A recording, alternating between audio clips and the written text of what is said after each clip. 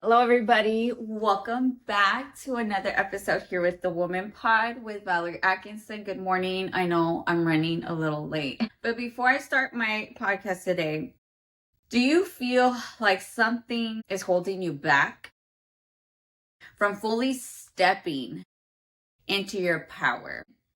I want to uncover and heal the feminine wounds keeping you stuck. So today's episode is going to be part one. So mind you, this is part one, and we're just going to go along with it.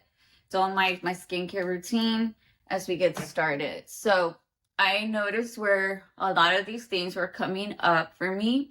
As you already know, if you've been listening to my episodes, you know I've been uncovering my feminine side, where I was holding myself back and so forth. So where did I feel disconnected from my feminine energy?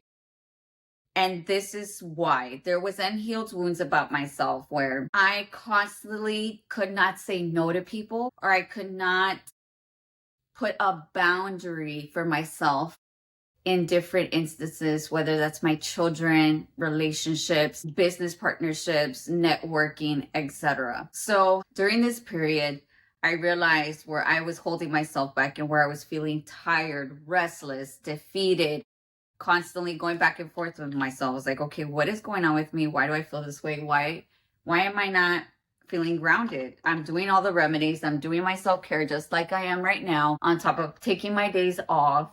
But where am I not fulfilling myself? My well. Mind you, yes, it's been working, but there was wounds that I wasn't accepting about myself that I just kept avoiding, the void. So I was having a really good conversation with I'm going to say, this is my ex, right? My ex. So we were having a conversation and he's like, you're funny because you go from one thing to the next. Cause I had told him I had just recently joined yoga and Pilates. And he thought that was funny. He always tells me this. He's like, Val, you're always jumping on to the next big thing. And I go, what are you talking about? And he's just like, well, I feel like you're always constantly changing. I was like, yeah, I can see that. And in my mind, I thought, what is it then? And I said, I know what it is. I was like, I needed to hear this again. It's the void. I don't want to accept the void, the issue, the barrier. So what are feminine wounds? So what I want you to know, it could be societal for you. It can be where you're pressured to conform to a certain way based off everything that you've seen growing up, the society that you're in right now, the way that you've established it.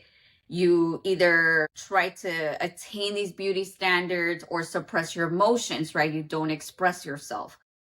Another one is generational, right? So this is inherited beliefs, right? From past, from being silent, submission to people, and self-sacrificing your needs and wants, right? Personal trauma, right? Rejection, feelings of unworthiness. Yeah. So how do these wounds manifest? So I'm going to explain it and break it down to you because for me, it was more of like where I caught myself doing this on and off, on and off, on and off. I would run from it. And I'm like, okay, we need to get it together. We got to get it together. So one of it was for me is you're overworking. You're constantly on the go. You're constantly on to the next big thing. As I mentioned earlier, to prove what? To prove your worth to who? To what? Thing, place, people, person, etc. Their lack of trust in the process, right? That was mine.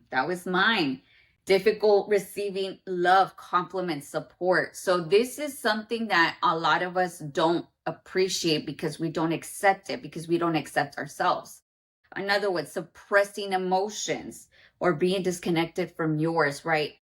I feel like I'm very connected to my emotions always. I do feel like there's all kinds of emotions. I now allow myself to feel these emotions. But the one for me was overdoing to prove what to people. I was like, there's nothing to prove. I am what I am. There's nothing to do. So I said, I'm going to take a break off of the podcast for about a week, just give myself some air. I actually ended things with someone that I was dating this week. I realized where I was not setting my boundaries and where I was lacking. And as soon as I started pulling my energy away, this individual threw it in my, I'm not going to say threw it in my face, but said, I feel like you're not communicating as much with me. And I feel it is what it is. Obviously, there was some things said where he wanted some of his belongings back, and I gave him back to him. But I didn't fight this time.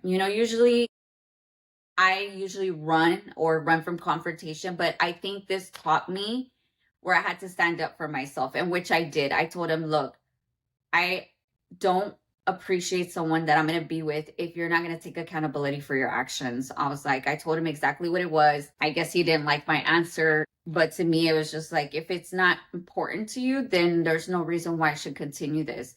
Obviously, things happen for a reason. Rejection is protection, y'all. Rejection is protection. The fact that he came forward and said, I need to come get my jacket, I'm going to come. And I was like, okay, perfect. I'm going to leave it outside. You come at that time.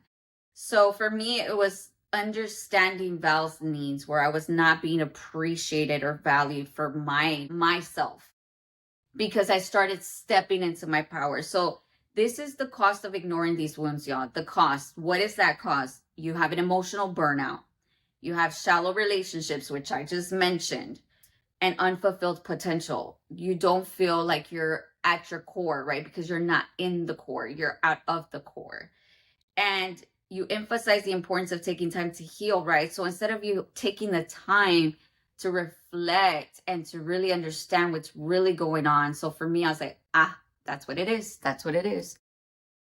And this is not to dig deep on anybody here, right? The fact that my ex brought this up to me, we were having an amazing conversation, but everything he was saying stood out to me word for word.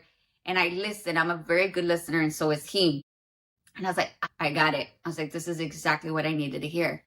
So for me, it's just understanding, recognizing. You have to recognize your wounds. Someone's going to reflect back what is happening and what you're not understanding. So for me, when I was dating this individual, I wasn't seeing it. I was just kind of in a fog, right? And I said, something's not right. And I know it because my intuition is telling me something.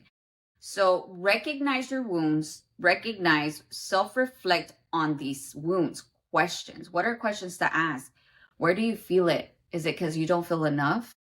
Do you struggle to prioritize your needs? Or, hey Google, turn off alarm. Or say no. Are these areas in your life where you don't feel safe being vulnerable? These are good questions that I want you to take the time today to really reflect on these items and understand where it's coming from. I'm going to come back for part 2 so we can continue this podcast. I know it's a little short one, but I realized where I wasn't understanding and where I took my power away. And when I did that, everything shifted. Anyways, guys, much love and light to you guys. I will come back again for second video, part 2. Don't forget to hit the notification bell, like, share, subscribe. Lets you know when I do go live or post a podcast or go live on Spotify. Much love.